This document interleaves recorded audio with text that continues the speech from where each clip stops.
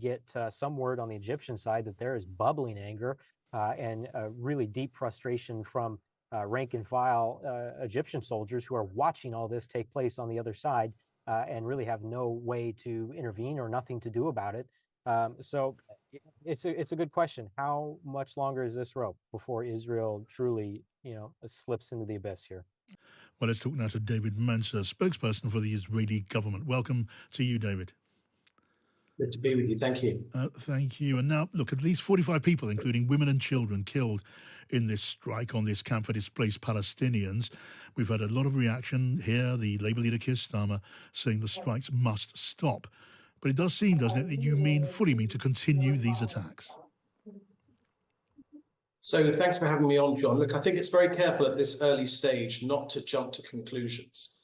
I heard what you said about what Israeli Prime Minister had said. I haven't seen that yet, so that was a jump on me. So the reason I say that is because so often in the past, Hamas have manipulated situations. They've come out with pretend to be some sort of credible source, and very often it's been fake news. So we don't exactly know the number of people which have been killed. Look, of course, John, all civilian casualties are a tragedy, and anyone unconnected with this strike who shouldn't have been hit and has been hit, they have our apologies and, of course, our sympathy. But let's be very, very careful about how we deal with this situation, because we know that Hamas has very often manipulated the situation, and the way they report things immediately don't turn out to be true. Well, we do know, though, don't we, that Médecins Sans Frontières has said that 15 bodies, dozens of casualties were brought into their trauma centre. I mean, that is not Hamas propaganda, is it? No, it's not. It's 15 bodies and it's not 50 bodies. That's what I'm saying to you, John.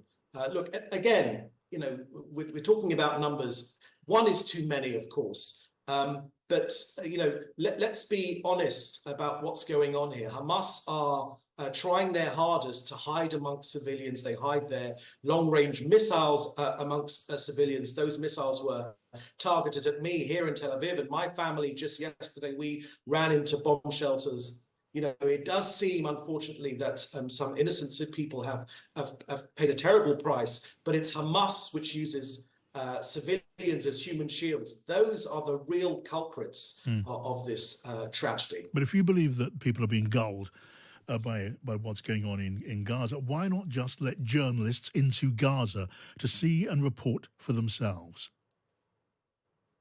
Well, of course, there is no shortage of news coming out of Gaza. It's probably one of the best reported wars of modern times. And of course, there are many, many local journalists. But you're refusing to let overseas journalists into Gaza. Why is that? And why do you not allow them in? Well, I'll tell you why, John, because our priority right now is getting our hostages home and destroying Hamas. How does that impede that operation? How does that block that objective? We've got 125 of our hostages, and rather than the importance of getting the story out, we need to get those stolen people out of Gaza. They've been living there they've been stuck in there for more than 230 days. So we won't do anything to jeopardize the safety of our soldiers. And again, though, forgive me, David Mercer, again, how does that jeopardize your soldiers to allow the world to see what is going on in Gaza? Because the very widespread suspicion among your critics and others is that you want to keep that, as far as it's possible, from public gaze. So, I mean, that argument, while I understand, the basis of your argument about press freedom, of course, and this is a country which prides itself on press freedom, but this argument about not getting the story out, I mean, for heaven's sake, the story is getting out. Let's be blunt about it. It's on the front pages of every newspaper. It's on the internet. It's on Twitter. It's on, unfortunately, Hamas live streamed lots of their atrocities against my people on the 7th of October. So the story is getting out. Let's not be, ridiculous. Yeah, but again today with me, you are disputing the accounts that are coming out. And all I'm saying is independent journalists could give an independent account. No, I understand the point that you're making. It's not lost on me. It's been challenged here by our Supreme Court, and it's been rejected wholeheartedly. Because I say to you, our priority in this war is to get our people out, our stolen people out, rather than the story out. But of course, the story is getting out every single day. All right. At the moment, we've heard, well, the French president, among many others, are condemning what is happening in Gaza and what Israel is doing. Macron says that he's outraged. On any analysis, objective analysis, you are turning your friends against you, aren't you? Look, right now, I'll tell you who we were after last night, and I'll tell you who we got. It was Yassin Rabia, who was a Hamas chief of staff in Judea and Samaria, and Khalid Nagar, both two Hamas henchmen, with not only Israeli blood on their hand, but with British blood on their hand as well. Yeah. Just last year, a year ago, Ruth and Maya and another one of their daughters, the D family, were killed. British Jews who were in Israel, living in Israel, they were killed by this same Hamas force. So, these were bad people. We're going after these terrorists. Our mission in this war is to make sure that Hamas never forms a threat again to Israel, and of course to get our hostages back, as I've mentioned. But we're going to go after it, and yes, of course, war is ugly. This is not a war that we wanted, and we care very much about our friends around the world. But no force on earth, I tell you this, John, no force on earth is going to stop us from winning this war, ridding Hamas from Gaza, and of course restoring peace to the region, while of course at the same time adhering to international and humanitarian law. Well, I hear your message of defiance, David Mercer. But as for what's going on the ground, I've heard you, I think, and your colleagues in the government say no one in Gaza is starving, that there's plenty of food and supplies available, and yet we have the UN. We have NGOs, charities. We have foreign leaders with their accounts. We've got the US State Department with its reporting. Are they really all lying? Are they really all gullible?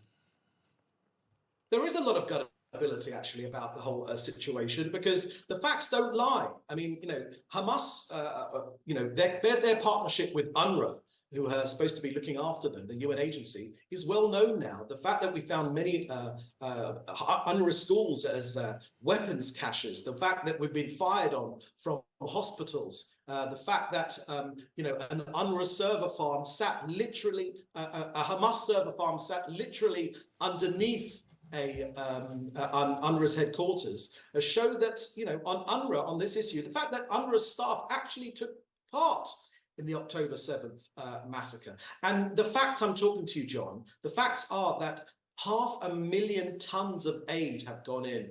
About 300 trucks just today went in, laden with food and shelter and water and medicines. So the aid is getting in where there is hunger, John. It's hunger which is orchestrated by Hamas. Enough food is going in. Hamas are stealing some of that food and selling it onto the black market for vastly inflated prices. But we're trying to bypass that by literally flooding the whole of Gaza with food. And that's what we've done.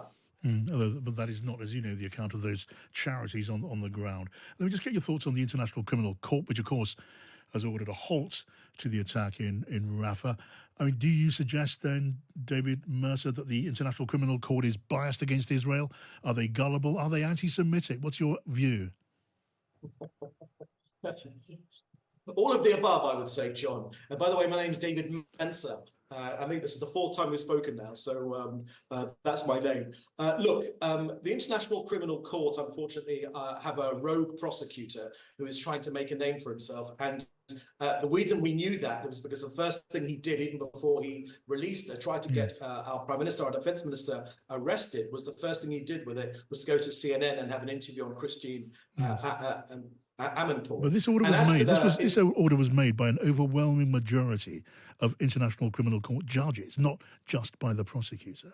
So there's two different issues here. There's the International Court of Justice and the ICC, the International Criminal Court. So there's two separate issues. And isn't it interesting, John, that both of them managed to coordinate their activities together with Ireland, Spain, and Norway, all coordinating the activities. Look, we make no bones about this. We understand this is a fight for our very survival. We've got 60,000 people displaced from their homes in the north, 60,000 in the south as well. You know, Hamas feel that they're winning this war. Let's make no bones about it. They want to carry out October the 7th again. When they say it, we believe it. This is not a faraway land of which we know little. We know this is on our very doorstep.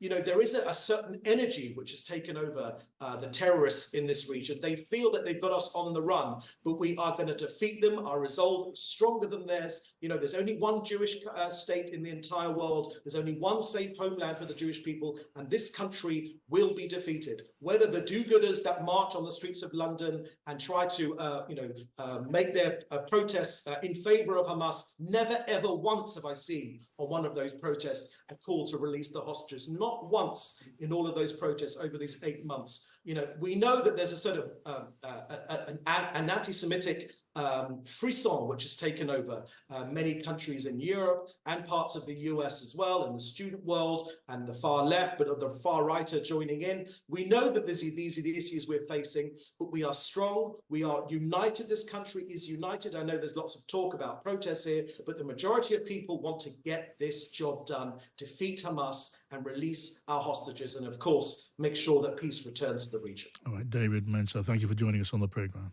Let's talk to Zach Anders, who joins us now from Tel Aviv. Hello to you, Zach. Welcome back. Hi, good evening, John. Well, Zach, we heard there David Mencer from the Israeli government just questioning the facts of this airstrike, suggesting the world is being misled, that many people, including national leaders, are simply gullible. What's your take on what happened? Yeah, well, we just saw the White House release their response that, quote, the devastating images following the IDF strike in Rafah last night that killed dozens of innocent Palestinians are heartbreaking. Israel has a right to go after Hamas, and we understand this strike killed 2 senior Hamas terrorists who are responsible for attacks against Israeli civilians.